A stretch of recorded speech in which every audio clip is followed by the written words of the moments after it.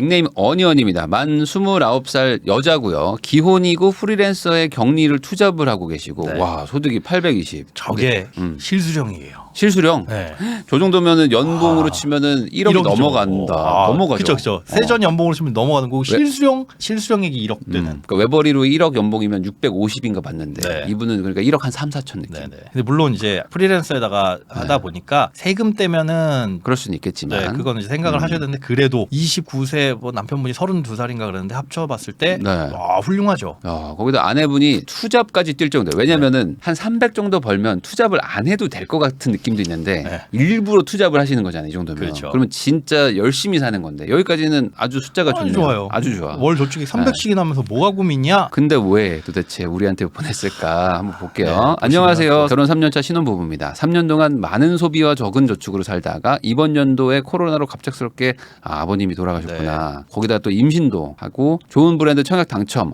집도 이제 생기셨네. 네. 이렇게 살면 안 되겠다 싶어서 사연을 쓰게 됐습니다. 저희 아버지는 이제 1월에 돌아가셨는데 몇 달 전에 저희한테 5천만 원 빌려가셨는데 어디에다 투자했다고 말은 안 하셨어요. 네. 근데 저희가 대출 받아서 드린 거라서 어쩔 수 없이 저희가 5천만 원을 갚아야 될 상황입니다. 네. 이게 투자를 어딘가에 했다는 거 확인이 되면 그분한테 그걸 회수할 수 있는지 없는지를 갑자기 돌아가신 거구나. 그렇죠. 와. 아버지가 좀 뭐 어디에 투자할 게 있으니까 돈 좀 빌려줘라. 그래서 빌려주셨는데 그걸 어딘가에 투자했는데 어디에 투자했는지가 내역이 없어서 이거를 뭐 돌려받고 뭐 하고 할 수가 없는 거예요. 근데 이게 너무 좀 안타까운 게 아버지는 빚이 많으셔서 상속 포기했다는 거는 이미 이게 네. 전적이 있으신 분이잖아요. 네. 물론 아버님이 이제 잘해보려다가 빚을 졌는데 야 내가 한번 다시 한번 일어나 볼게 해서 야 5천만 빌려줘라고 했었을 수도 있지만 아닐 수도 있잖아요. 그렇죠. 근데 아버님이 소득이 전혀 없으신 건 또 아니고 예전에 어떤 사업을 하시다가 저렇게 안 좋아지셔서 본인 명의로는 이제 못 갖고 계시고 그래서 뭐 할부나 뭐 이런 것들도 다 자녀 명의로 자동차 사가지고 네. 그런데 본인이 당신께서 돈을 버시니까 벌어가지고 이렇게 주시고 계신 거예요. 그러니까 그 전까지는 크게 문제가 없었고 문제가 없었는데 네. 갑자기 돌아가시게 되면서 그러면서 이제 엉키게 된 거죠. 그 5천만 원 빌려달라고 하신 것도 당연히 이제 자녀분들 이분들 입장에서는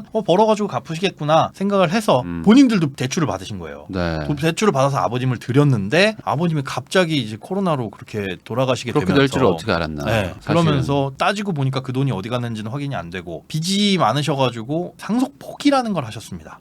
여러분들 여기서 이제 조금 우리가 알아둬야 될 게 뭐냐면 상속을 받을 때 할 수 있는 선택이 3가지가 있어요. 네. 그냥 단순 승인, 그냥 나는 다 물려받겠습니다. 빚이고 빚 자산이고 자산이고 다 물려받겠습니다. 그런데 빚이 더 많으면 당연히 이제 내가 그 책임을 져야 되는 거고요. 네. 그런데 나머지 2개는 뭐냐면 한정 승인이라는 게 있고 상속 포기라는 게 있어요. 음. 상속 포기는 나는 안 받겠습니다. 그냥 저는 투명 인간으로 해주세요. 그냥 다 포기한다. 다 포기한다. 근데 내가 투명 인간이 되는 거지 그 빚이랑 재산이 없어지는 게 아니거든요. 그럼 그게 어떻게 되냐면 나는 투명 인간 그러면 나머지 사람들 있죠. 그 사람들한테 옮겨갑니다. 그러니까 예를 들어 1순위 상속자는 누구냐면 배우자와 네. 자녀예요. 네. 남편이 사망하면서 아내가 나는 상속 포기 이래버리면 그게 끝나는 게 아니라 자녀들한테 나눠갑니다. 근데 자녀들도 만약에 포기를 해요. 그럼 2순위 상속인한테 넘어가요. 이게. 네. 근데 2순위 상속인 누구냐면 할머니, 할아버지, 손자녀 여기로 넘어가는데 이분들이 만약에 상속 포기하면은 3순위로 넘어갑니다. 네. 3순위에서 넘어가면 또 4순위는데 4순위는 반계혈족 그러니까 조카까지 가요. 조카까지도 가요? 상속 포기는 우리가 유의해야 될 게 뭐냐면 포기를 하면 그게 딱 끝나버리는 게 아니라 자 누가 빚이 갚을 건지 지금 계속 룰렛 도는 거예요. 룰렛이 도는 건데 생전 내가 듣도 보도 못한 분의 빚이 내 앞으로 떨어질 수도 있어요. 그러면 그게 오죠. 안 와요. 서류나 이런 게 무서운 게 뭐냐면 주민센터에서 자 홍길동 씨 지금 어디 상속 포기하셔가지고 이만큼의 빚이 있습니다가 오는 게 아니라 빚이 일단 나한테 떨어졌으니까 채권자들이 저한테 와가지고 얘기를 하지 않는 이상 저는 인지를 못 하고 있는 거예요. 그게 말이 돼요?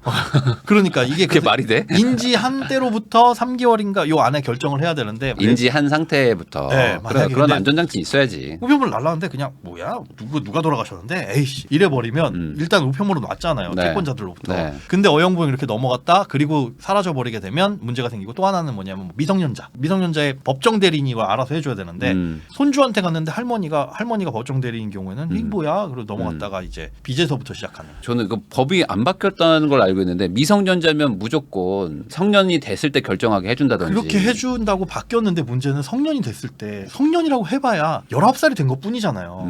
뭘 알겠어요. 네. 그거는 예를 들어 법정 대리인이라고 하더라도 이건 할머니가 바뀌었어요, 바뀌긴. 네, 바뀌긴 네. 바뀌었어요.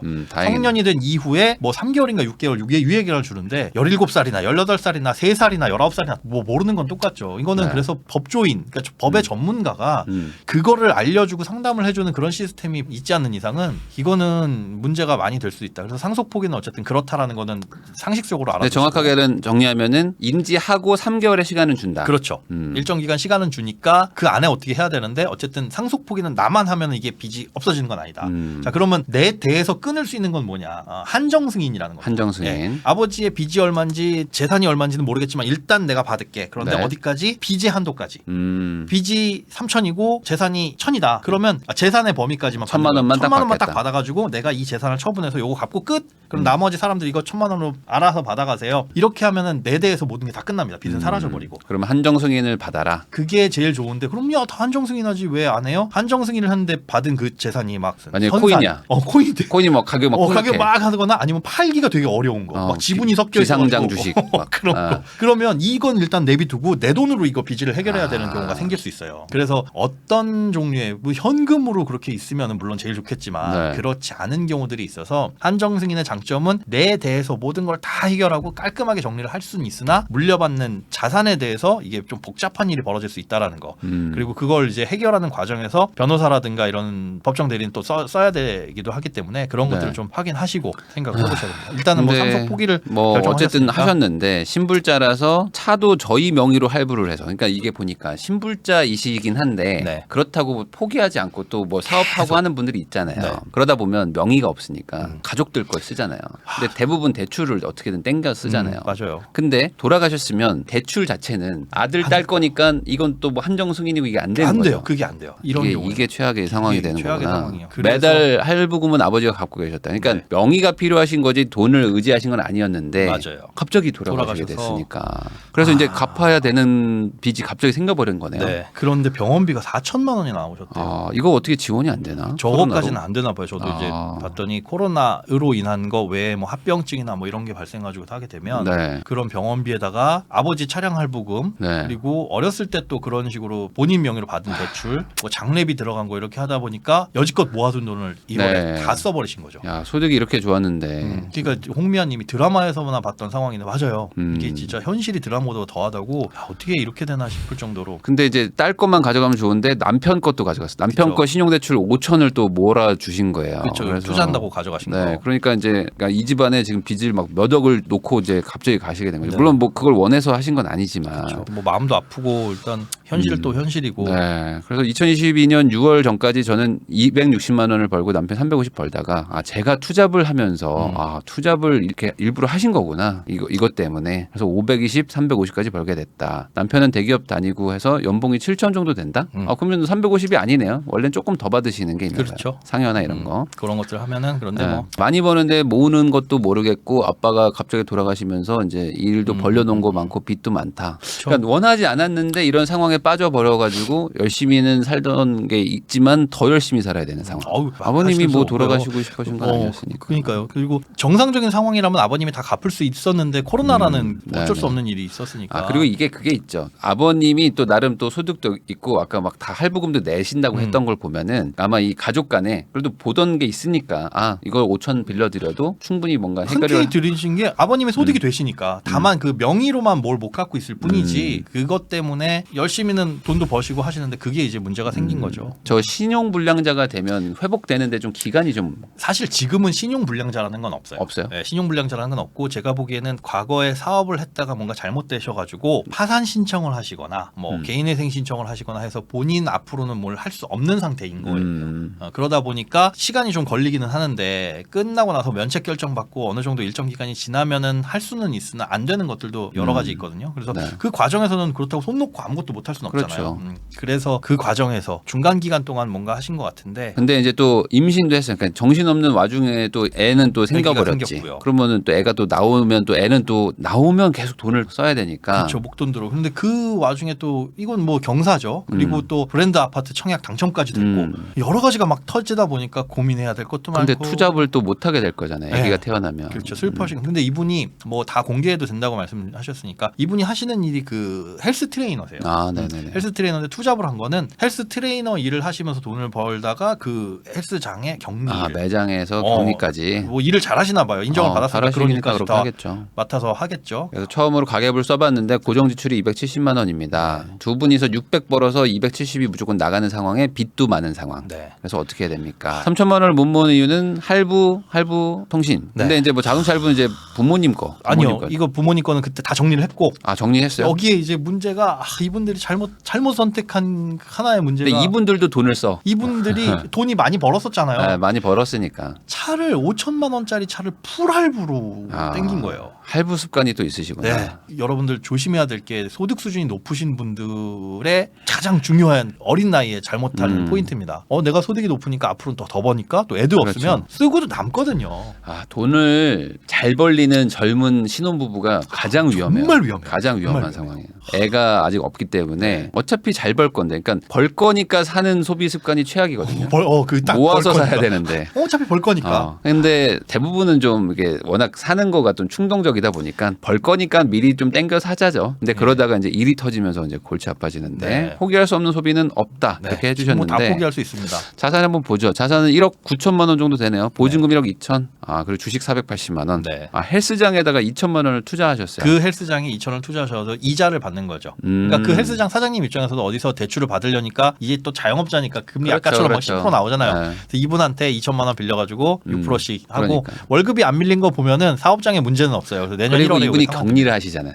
누가 그치. 봐도 야 2천은 충분히 제가 4천 드릴게. 이럴 수도 있어. 아니 뭐 사장님 좀 필요하시면 내가 5.8 해드려. 막 이런 거를 하실 수도 있기 때문에. 내가 보고 다 보는데 내가 격리인데. 내가 여기서 여차하면 내가 그냥 들고 나가. 사장님 월급은 안 줘도 내 거 이자 먼저 선제시로 딱 빼고 그치, 선이자 그치. 빼고 그다음에 해도 되니까. 괜찮네요. 여기다 더 태우는 거 괜찮겠는데? 혹시 더 3호점 안 내세요? 이런 거. 혹시 모르니까. 일단은. 그래요. 어쨌든 내년 1월에 상환이 돌아오는데 안 받아도 될 거예요. 안 받아도 돼요. 다시 연장 가시죠. 계약갱신권으로 쓰시죠. 이거. 뭐 6개월 단위로 연장하는 네. 거고. 그다음에 청약 아파트 청약된 거. 계약금은 넣어야죠. 네, 10% 계약금. 진짜 저게 이제 싹싹 긁어 모아서 네. 싹 집어넣은 거고. 부채가 1억 8,739만 원. 네. 이거 어떻게 숫자가 많네요. 전세자금 대출이 9천만 원이다. 네. 신혼부부 대출 연장 불가? 그렇죠. 신혼부부 대출로 지금 전세가 1억 2천짜리인데 본인들로 3천 들어갔고 네. 9천이 신혼부부 대출을 받았는데 소득이 넘치다 보니까 이제 저게 연장이 안 돼요. 소득이 너무 높다. 네, 연장이 안 돼서 이제 저게 진짜. 끝나는 올해 11월인가 내년 1월인가는 저걸로 바뀌어가지고 월세로 살거나 이거 고민을 하고 계시대요. 아니 근데 처음 받을 때 신혼부부 때 받은 소득으로 해야지. 그러니까. 그 뒤로 열심히 살아서 소득이 늘었는데 이제 그만 대출 받고 대출 다른 사람 물론 그 돈을 다른 사람 줘야 된다라는 논리도 있겠지만 저거를 좀 아쉽네. 저거를 안 해준다고 해가지고 나라에 큰일 생기는 건 또 아니거든요. 그런 것도 아니거든요, 사실. 근데 아니니까. 굳이 이렇게 해버리면 그러면 어떤 사람들은 막 투잡하던 것 안 하고 일부러 막 쉬고 이렇게 되니까 그러니까 이게 돈을 벌지 뭐가 맞는 말아라냐. 건가 참 이상하긴 하네요. 차량 할부금이 근데 4,739만 원인데 사회 냈다는 게 네. 사회 냈다는 게 아버님 돌아가시고 낸 거네요. 거의 그러네요. 그러면은 뭐야? 이게 지금 상황이 안 좋았는데 신차를 샀어. 할부로 뽑아버렸네. 이거는 조금 혼나야겠다 이건. 요거는 혼나야겠다. 여기 지금까지 분위기 좋았는데 저거를 앞뒤를 계산 안 해봤는데 지금 네. 말씀 들으니까 그러네요. 분위기 좋았는데 여기서 우리 빚이 이렇게 많이 늘었으니까 차를 5천만 원짜리 하나 뽑자 풀할부로 이거 이렇게 생각했다는 거 아니야 지금. 야. 아마 저게 투잡 시작하고 야 이제 소득이 여유가 되니까라고 생각하신 것 같은데. 아니 근데 아버님 돌아가시고 난 뒤인데 이거는 아니면은 그거일 수도 있어요. 미리 계약을 걸어놨나? 요즘 차 늦게 나오니까. 워낙 옛날에 나오니까 그 뭐 한 1년 전에 막 6개월 전에 8개월 전에 걸어서 그럴 수 있어요. 나오긴 나왔어. 어떻게 사실래요 했는데 돈이 없는 상황이니까 어쩔 수 없이 풀할부로 갔었을 수도 그럴 있죠. 수도 있습니다. 우리 좋게 생각하시자고요. 근데 보통은 포기해야 될 수도 있잖아요. 여기서. 네. 저희 계약 안 하겠습니다. 그러기에는 왜냐면 애가 또 있잖아요. 애도 있고 여러 애도 가지 또 있으니까. 합리적인 생각이 돼요. 왜냐하면 애기 태우고 튼튼하고 좀 그렇지. 안전한 차라는 네. 그런 생각에 이게 또 이게 딱 걸렸네 어떻게 시기가. 지금 포기해야 돼라는데 애는 또 생겼어. 그리고 다른 그러면 차를 알아보자니 2년 걸린대. 또 요즘에 걸린대. 여러분들 신차 알아보면 2년 후에 나온답니다. 그러니까. 가셔서 벤틀리 뽑으셔도 돼요. 그때가 포기하셔도 되니까 계약금만 안 걸면 계약금 걸어야 됩니다. 그러면 안 되겠다. 3천 얼마 걸어야 돼. 오우. 어쨌든 차량 할부가 이게 원해서 하지 않았었을 수도 있겠네요. 네. 어쩔 수 없이. 그럴 거면 그냥 뽑아서 타자. 로즈님 월 3,000번은 저도 차가 없는데 근데 그 월 3,000 정도면 번면 차 사셔야 돼요. 아니면 헬기 타고 다니는 거 아니에요? 차는 없지만 헬기가 있어요. 차는 없지만 뭐 기사는 있습니다. 있을 수도 있고. 매일 아침 카카오 블랙 월 3천 버는데 차가 없는 거는요 독특하신 거지 그게 정상은 아닙니다. 하나 사셔도 됩니다. 사셔도 됩니다. 아시겠죠? 저를 사셔도 독특하신 거. 됩니다. 어떻게 기사로 기사로 제가 차랑 다 합쳐서 좋지. 300에 해드릴게요. 차랑 기사 합쳐서 300에면 아예 차를 갖다 드릴 테니까 말동무도 해드리고 제가 아니, 또 자산 관리도 해주시고 예.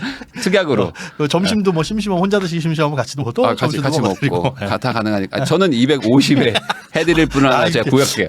안 돼요. 220도 할 수 이렇게 있을 것 같아요. 후려치시면 안 됩니다. 아니 제가 그래서 네. 월 3천 버시면은 야. 220 해도 괜찮은 것 괜찮네. 같아요. 어쨌든요. 괜찮다. 자 농담이고요. 자 그래서 지금 없다 순자산은. 41만 원입니다. 그럼 저축은 300만 원 하고 있는데 출산 휴가 전까지만 가능하고 이제 12월에 아이가 나온다고 하니까 해봐야. 야, 저는 근데 너무 애가 무리하시는 나오잖아요. 줄 애 알았어요. 나오면은 지금은 몰라요. 이제 11월부터 돈이 나가기 시작할 텐데 유모차부터가 이제 장난 없어요. 여기서 돈을 또 많이 버시잖아요. 어떤 논리로 가냐면 야 우리가 800을 벌어. 근데 우리 애 튼튼이 얘한테 100도 못 써? 이거 누구 때문이야? 이거 누구 때문이냐고. 그러면 안 돼. 이제 이런 얘기 나온다 이제. 여기에 이제 유모차 있죠. 카시트 사야 되죠. 그렇죠, 그렇죠. 심지어 나는 애들 태어나기 전에 집에 미끄럼틀 놓는 분도 봤어요. 12월에 상여금 나와 또 막. 상여금 나오죠. 그리고 미끄럼틀. 그거 있어요. 제 친구 중에 자전거를 산 애가 있어요. 애기 자전거. 애기 나오기 전에 자전거를 샀어. 그러니까. 야 너 뭐 하는 거야? 야 자전거는 못 타. 야 너무 이쁘더라. 그래서 집에서 사서 놔둔 거야. 야 차라리 침대를 사. 왜 자전거를 왜 산 거야? 근데 그래도 사더라고. 진짜 별의 사람들이 판단력이 없어집니다. 그때부터는. 그러면서 딱 첫째 태어날 때 진짜 그 첫 달에 뭐 1,000만 원 이상씩 쓰시는 분들이 많더라고요. 물론 이제 산후조리원 이런 것들은 요즘엔 꼭 가야 그런 되는 것도 막 거니까 하는데 아이들 용품으로 첫째는 특히나 많이들 사시는데 그런 것도 생각을 하셔가지고 비상금도 모으셔야 되고. 그러니까 특히 아빠가 로망이 있어요. 아들이면 뭐 해요? 나 원래 자전거 좋아하는 사람이면 우리 애를 위해서 자전거를 미리 사. 그리고 내 자전거랑 옆에 세워서 인스타를 찍어. 인스타 찍어서 올려. 이렇게 큰 자전거야, 작은 자전거. 5년의 기다림. 막 이런 식으로 막 태그 달아라. 5년의 기다림. 우리 튼튼이 5년 뒤면 탈 수 있겠지. 아빠가 미리 준비했어. 맙소사. 그리고 당근에 팔면 모르겠는데. 근데 무조건 사자마자 가격 떨어지니까. 못 팔죠 그런 거. 안타깝습니다. 근데 그러시면 안 된다. 안 됩니다. 아시겠죠? 네. 근데 차량이 90만 원씩 나가요? 와 이거 어떡하냐? 차량을 뭐가 그러니까 지금 야, 이거 어떡하지? 저게 문제가 있습니다. 차량 할부가 90만 원인데 여러분들 네. 여기에 조언을 차 파세요. 그럼 할부 없어집니다. 이분들이 그거 고민 안 한 게 아니에요. 그렇죠. 안 한 게 아닌데 차를 못 팝니다. 못 팔아요? 차를 못 팔아요. 이게 왜요? 차량 할부가 지금 남은 게 4,700이잖아요. 네. 이분들이 산 차도 본인이 얘기하시는 게 비인기 차래요. 그래서 차를 지금 팔면 대략 시세가 3,600. 그 보통 현기차를 사셔야 되는데 현기차 아니더라고. 아니에요. 아니더라고. 네, 아닙니다. 딴 걸 사셔가지고 네. 국산차입니다. 국산. 국산차인데 4,700의 할부가 있는 상태에서 3,600을 받을 수 있으면 야 그거 1,000만 원 손해 보더라도 앞으로 아니, 나갈 건 잠깐만요. 차가 나온 지 몇 달 안 됐는데 그렇게 떨어졌어요? 3,600이래요. 물론 이게 당근 거래하면 조금 더 받을 수는 있을 겁니다.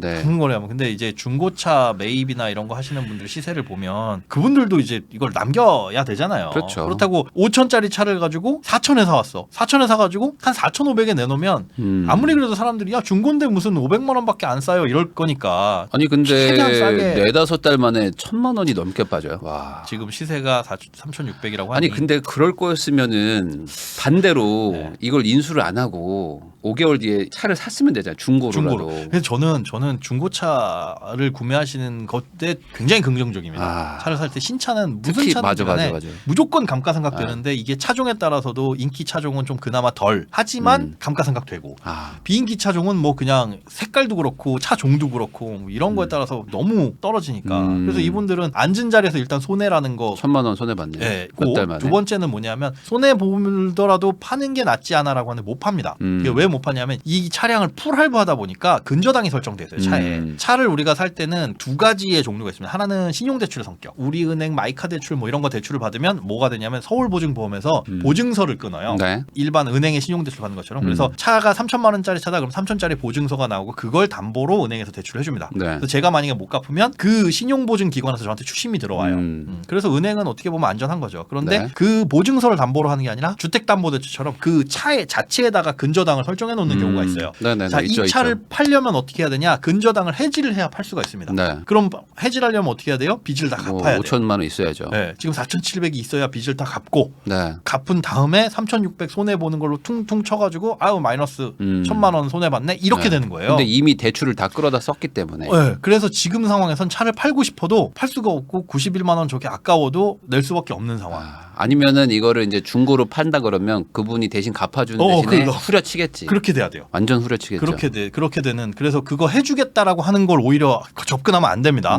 그걸 누가 안 되는 걸 누가 해줘요. 그런 거 주의하셔야 되고 여러분들 풀알부가 무서운 게 그런 부분입니다. 풀알부 하게 그게 되면 넘길 때가 어려워져요. 안 돼요. 그리고 너무 이게 좀 빡세게 해놓으면 심지어 그 인술 안 해. 그것도 있어요. 요즘에 침수 차량 있잖아요. 네. 완전 침수가 돼서 차가 굴러가지 못하고 수리도 못해가지고 네. 폐차를 시켜야 되는데 폐차를 못 시키는 상황. 만약 이 차가 침수됐다. 폐차 시켜야 된다. 근저당 설정돼 있어서 이 빚 갚기 전까진 폐차도 안 됩니다. 네. 그렇지. 네, 폐차가 네. 안 돼요. 폐차를 하려면 그 근저당 말소 신고를 해야 되는데 네. 이걸 없애기 전까지는 폐차도 안 돼서 여러분들 자동차 할부 대출을 그냥 뭐 할부 안 하다가 차 팔면 되지라고 생각해서 받았다가 스테본 기문 이것도 안 되는 거거든요. 근데 저 차에 얘기 나오니까 하고 싶은 얘기가 있는데 차를 보통은 현대 기아 뭐 아주 그냥 무난한 거를 좋아하시는 분들도 대부분이지만 특이한 거 좋아하시는 분이 있어요. 내 눈엔 이쁜데 야 너 그거 그 돈 주고 그거 왜 사 도대체 하는 그 비인기 차종들. 그러니까 외제차도 보면은 무난한 차 있잖아요. 그쵸. 뭐 시클, 이클 뭐 이렇게 하면 우리가 좋은데 생각하는 그 3, 4 괜히 뭐 제규어. 2인승 뭐 제규어 뭐 아니면 뭐 막 뚜껑 열리는 거 막 이쁘지. 사람들이 이쁜데 저거는 선호하지 않는 거. 그럼 감가가 막 말도 안 되게 말도 안 되거든요. 되게 저 1년 타고 30% 까졌었거든요.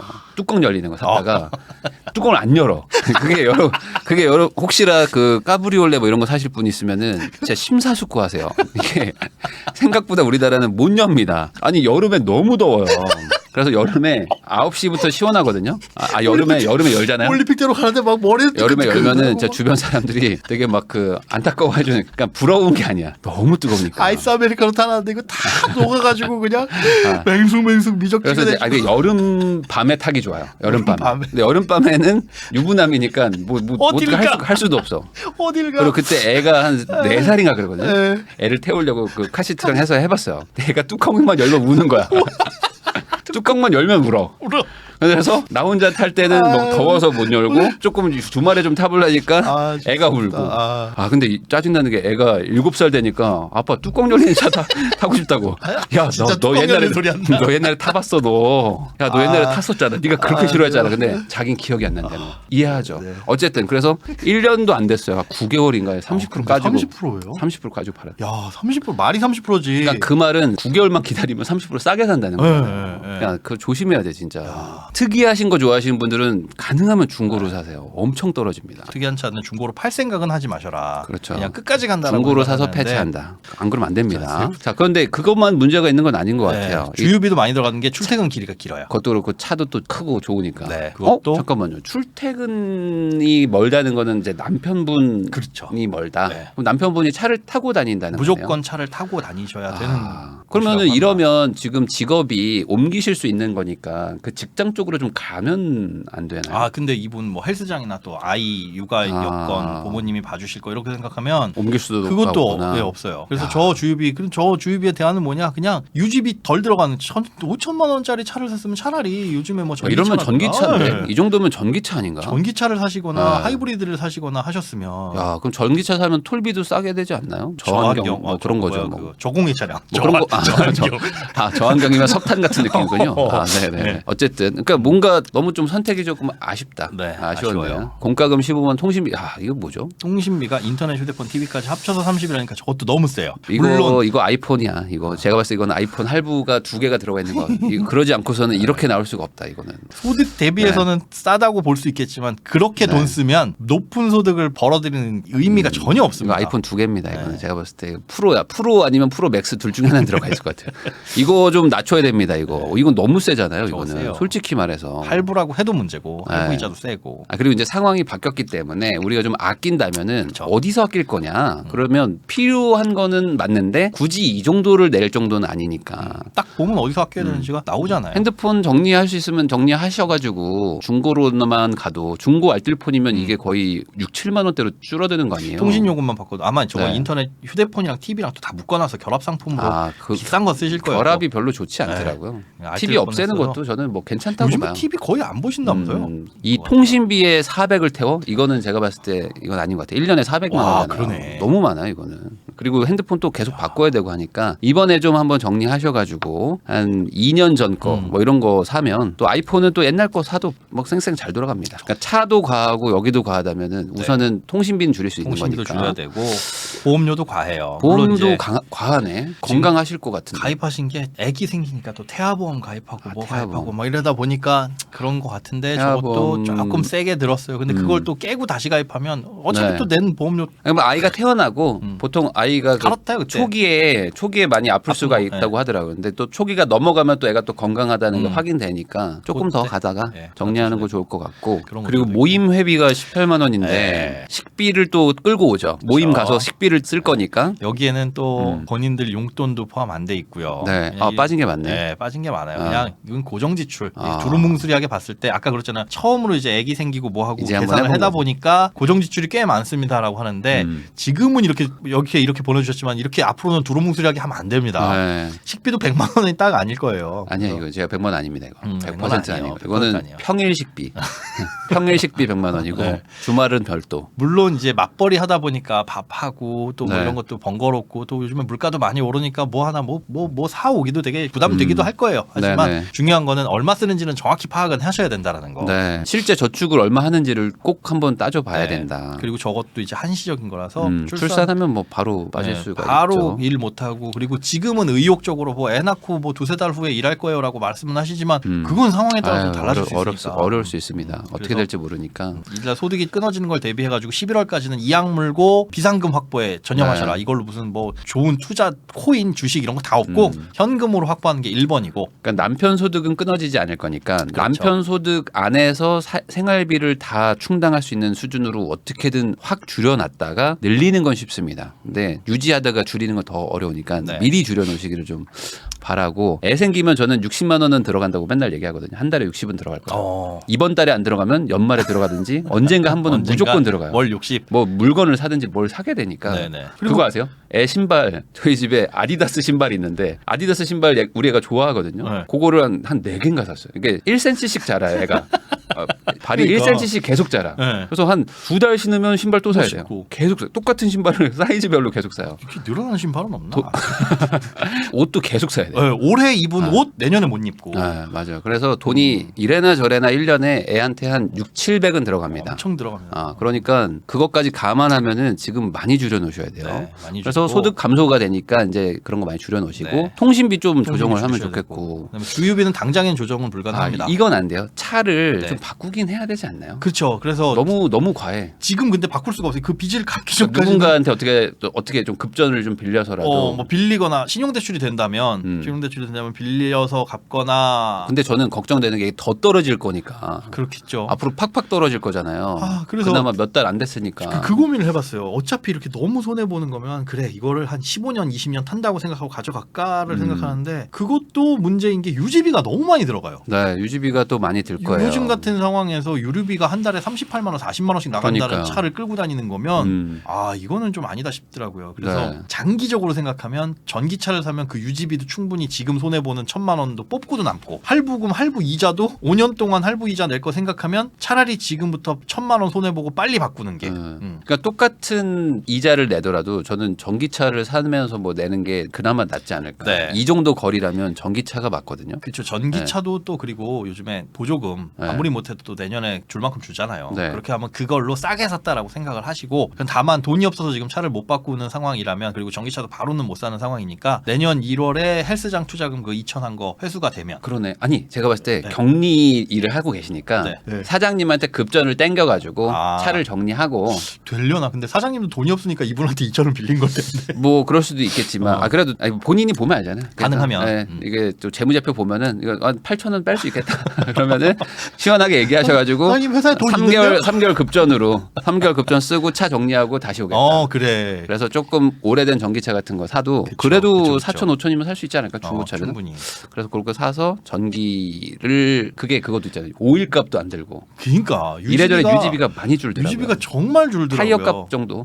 다만 이제 충전 인프라가 얼마나 갖춰져 있는 곳이냐 그거에 따라 가지고 조금 불편화가 나일 수도 있는데 대부분 이 대기업에 다니시는 그렇죠. 분들이 대기업은 또 돼 있죠. 출근해서 거기서 거기서 충전하면 되는 거니까. 그러니까 뭐 크게 어렵지는 않을 것 같기는 하네요. 네, 이분들의 걱정이 사실은 이제 2025년 5월에 4억 3천 당첨된 아파트를 들어가야 되는데 그때 잔금을 마련할 수 있을까? 그러네. 지금 아파트 청약된 것도 있잖아요. 네, 4억 3천 중에 20% 지금 4,300은 들어갔고 나머지 4,300이 내년 2025년에 필요한데 따지고 보면 가능해요. 이분들 소득에서 그다음에 뭐 소득이 지금 나쁘진 않으니까요. 전세보증금으로 3천 들어가 있는 거 있고 네네네네. 부족한 게 1,300인데 그것도 어떻게 보면 헬스장 투자금 이거 뭐 차량 할부 없애면은 그것도 조금 사라지겠지만 근데 앞으로 모으는 거 정확히는 32개월 동안 1,300만 원 모으는 거니까 한 달에 네. 40만 원씩만 적금 부으면 됩니다. 아니 뭐 여기서 큰 것들 몇 개만 정리한다는 거에서 봤을 때 차라는 게 너무 많이 크다 보니까 30%거든요. 네. 지출에. 그러니까 이거를 무조건 정리하지 않으면은 네. 다른 거에서 줄이기가 또 쉽지 않으니까. 제발, 모임 제발. 회비도 좀 최대한 좀 줄여가지고. 제발 여러분들 이게 사회초년생 분들도 이제 신혼부부